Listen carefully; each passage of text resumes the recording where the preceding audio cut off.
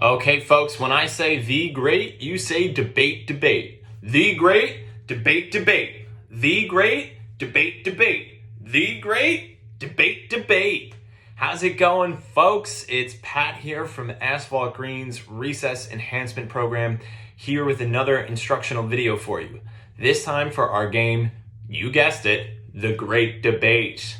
Now, before we enter into the debate hall, we of course need to start with a safety check, okay?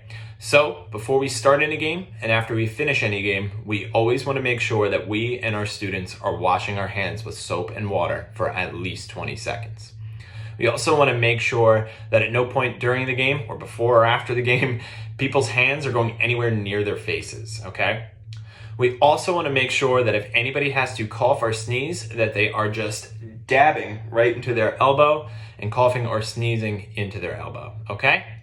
And we also want to make sure that at every point during the game, before and after it, everyone is maintaining proper social distance. And so that means everyone is at least 6 feet apart from one another. So if you've done your safety check and you feel great about heading into the great debate, give me 2 claps. Let's get started. Okay, folks, so as mentioned, the name of the game is the Great Debate. What's the name of the game? Shh. Oh, I think we interrupted a debate. It is the Great Debate. Shh. Oh, geez. Anyway, this is a great game for students from 3rd grade up through 8th grade. Are students within that age range or students within that ability level range? It's also a game that can be played in really any space so long as students can maintain 6 feet of distance in 2 distinct areas, okay? Students will be moving from one area to another area. So long as they can stand and gather 6 feet apart from one another, you can play it there. So it could be a hallway, could be an auditorium, could be a playground, any space that allows you to do this, okay? Speaking of safety, everyone will be able to maintain social distance throughout this game so long as the space allows. And also, students won't be sharing any equipment. No equipment is needed. The only equipment that you might use would be cones or tape that would mark off those 2 areas that I talked about, and your boundaries as well. But no students will need to share anything whatsoever. So that means we have safety covered. And since fun is a byproduct of safety, as I always like to say, that means that this game is going to be a blast. Throw in that it's a rep game and the fun just cannot be contained, okay? So without further ado, let's get into the details of it, just so you can understand why it is so fun. And in order to do that, we always like to rep it out. So we'll start with R, ready, and talk about how we can get ready for the Great Debate. So, the first thing you're going to want to do in order to get ready for the Great Debate is map out your play area and designate your boundaries.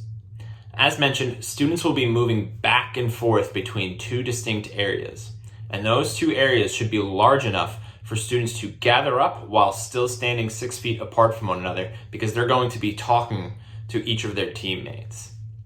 Once you find an area that allows you to do that, though, you can visually mark off where you want those 2 areas to be and where you want the boundaries of the larger play area to be. Once you've visually marked off all those boundaries, you can then move into a safety sweep, and you can remove any items that might pose a safety risk to you or your students. And you can have a think about how you're going to work around any items that maybe can't be moved.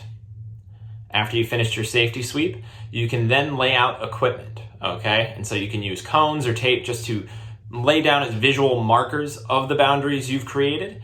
So you can mark off those 2 distinct areas and then the wider play area with cones and tape. And then once you've finished that off and you feel confident in your space, you can have students gather up on one side of the play area. It might be on a line of tape on the ground or in between 2 cones. And in order to help you do that, you can use the attention grabber that I used at the beginning of this video. So you can say to all of your students, when I say the great, you say debate, debate. So the great, debate, debate. The great, debate, debate. The great, debate, debate.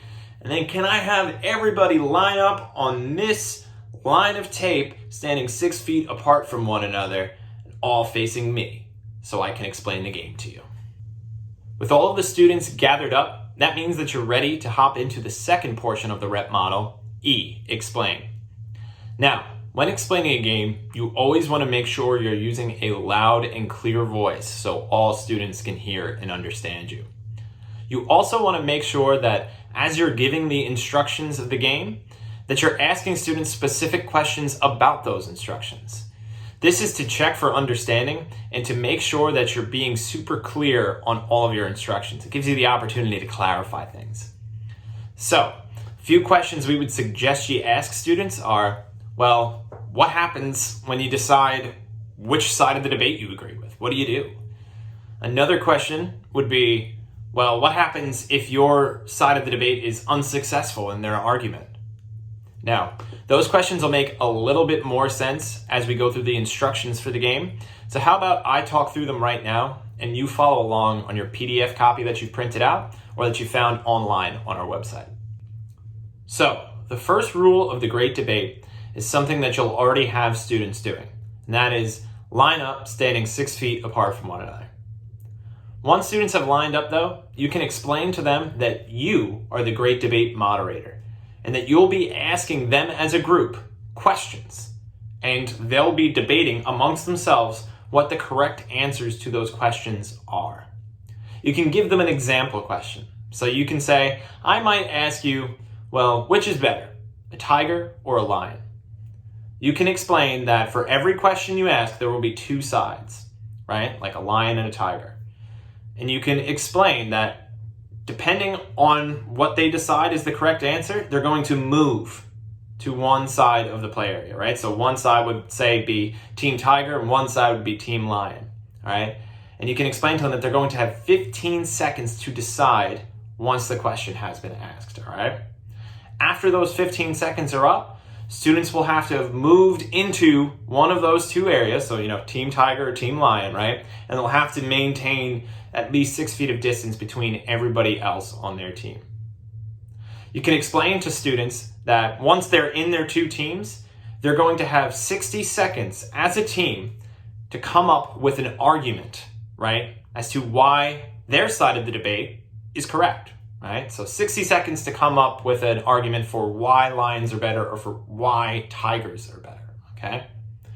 Once those 60 seconds are up, you can tell students that they will have to nominate one person from each of their teams to deliver an argument, right, for 30 seconds as to why their side is correct. So 30 seconds for why lions are better, and 30 seconds for why tigers are better. Once those arguments have been heard, you can explain to students that everyone will be able to vote again and that they're going to have 15 seconds to do that. So you can say that as the great debate moderator, you will give them the signal and then they will have 15 seconds to stay or swap sides, right? Once those 15 seconds are up, you can explain that as the great debate moderator, you are going to count all of the votes, right? And depending on which side has more votes, right? Say Team Lion has more votes. Well, Team Tiger is going to have to do 10 jumping jacks, 10 burpees, 10 seconds of silly dancing, something, right? There will be consequences for being unsuccessful in your argument, all right? Then you can just explain that you're going to be asking questions that are similar to this, right? So which is better, a tiger or a lion? Which is better, flying or driving? Any sort of question that you might ask, all right? And these questions will keep coming and everyone will keep debating. And that is the great debate. So that's an explanation of the rules for the great debate.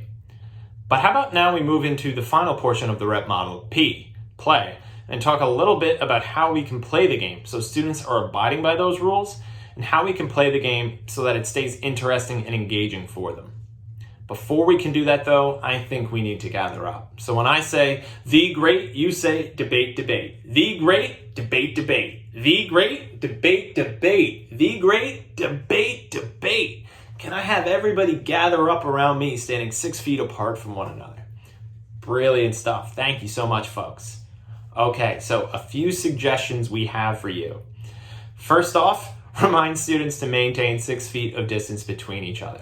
They might get caught up in, chatting with one another, making their arguments and start, getting closer. But again, you just want to remind them, maintain 6 feet of distance between each other at all times.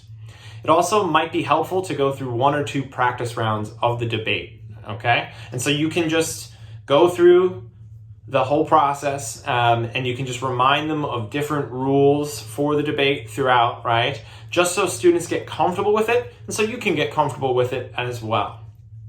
You can also remind students, and it's always helpful to remind them of this, that if they're unsuccessful in their argument, they're gonna have to do some form of an activity, right? And so the great debate moderator will make that decision. Might be 10 seconds of silly dancing, 10 burpees, 10 jumping jacks, whatever it might be, right? It's up to the great debate moderator to decide, but the unsuccessful team will have to do that activity, all right?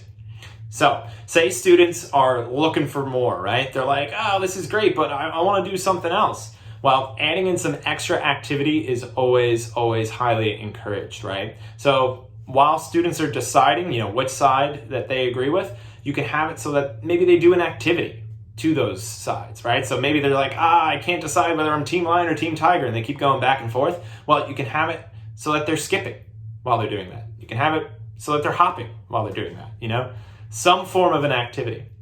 You can also have it so that when students are chatting within their own teams, and then while they're delivering their arguments, maybe they have to do a balancing pose. Maybe they have to run in place. Or maybe you can even throw in a third side to the debate, right? And so things get really heated and really wacky and fun during the game, okay?